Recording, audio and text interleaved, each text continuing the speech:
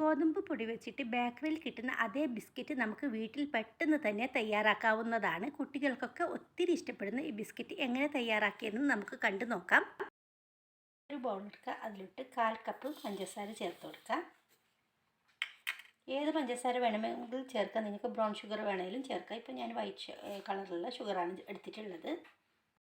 1/4 cup വെള്ളം ചേർത്ത് കൊടുക്കുക. എത്രയാണോ പഞ്ചസാര എടുത്തത് അത്ര തന്നെ വെള്ളവും ചേർത്തിട്ടുണ്ട്.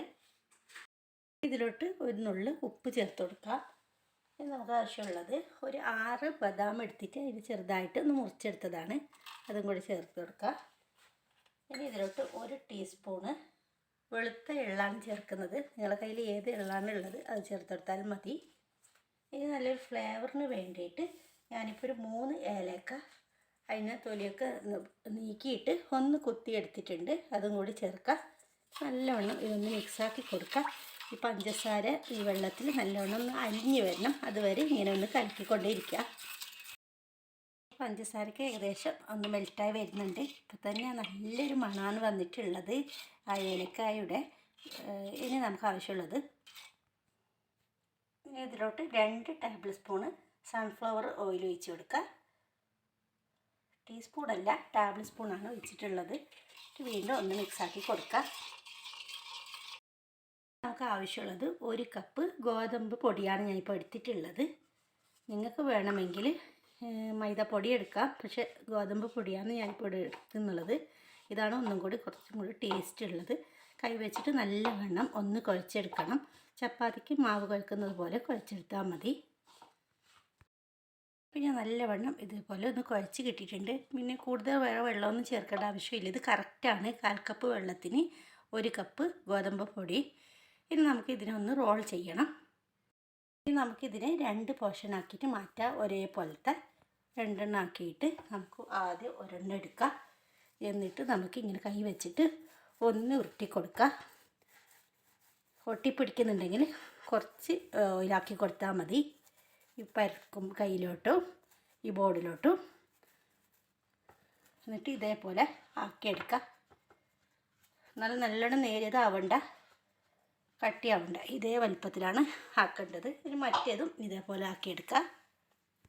അങ്ങനെ റോളാക്കി മാറ്റിയിട്ടുണ്ട്. ഇനി നമുക്ക് ഇതിന് ഒരു 25 മിനിറ്റ് ഫ്രിഡ്ജിലോട്ട് വെക്കണം. നല്ല കട്ടിയായി കിട്ടാൻ വേണ്ടിയിട്ടാണ് ഫ്രിഡ്ജിൽ വെക്കുന്നത്. 25 തൊട്ട് 30 മിനിറ്റ് വരെ വെക്കാം.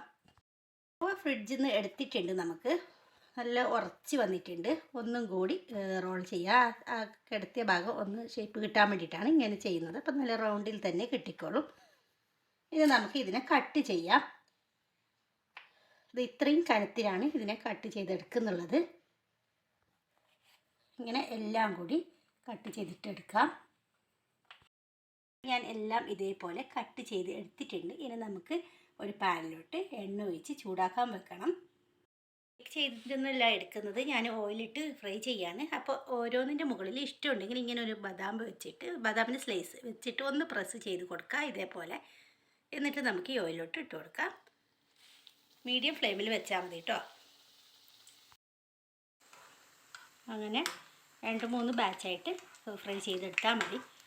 അപ്പോൾ ഇതേപോലത്തെ ഈസി റെസിപ്പികൾക്കായിട്ട് എൻ്റെ ചാനലൊന്ന് ഫോളോ ചെയ്യാനും, അതുപോലെ ഈ റെസിപ്പി ഇഷ്ടമായാൽ ഒന്ന് ആദ്യമായിട്ട് കാണുന്ന ആരെങ്കിലും ഉണ്ടെങ്കിൽ ഒന്ന് സബ്സ്ക്രൈബ് ചെയ്യണം. അല്ലാതെ സബ്സ്ക്രൈബ്സ് ആണെങ്കിൽ ഒരു ലൈക്ക് തരാൻ മറക്കരുത്. പിന്നെ നമുക്കൊരു വശം റെഡി ആകുമ്പോഴത്തേക്കും തിരിച്ചിട്ട് കൊടുക്കാം. പെട്ടെന്ന് തന്നെ വെന്ത് കിട്ടുന്നതായിരിക്കും. കാരണം ഗോതമ്പിൻ്റെ പൊടി മാത്രമേ ഉള്ളൂ ഇതിനകത്ത്. വളരെ തിന്നായിട്ടാണ് കട്ട് ചെയ്തിട്ട് എടുത്തിട്ടുള്ളതും. ഇപ്പോൾ എല്ലാം ഞാൻ ഫ്രൈ ചെയ്ത് എടുത്തിട്ടുണ്ട്. കണ്ടല്ലോ, നല്ലൊരു ബിസ്ക്കറ്റാണ് ഇവിടെ റെഡി ആയിട്ടുള്ളത്.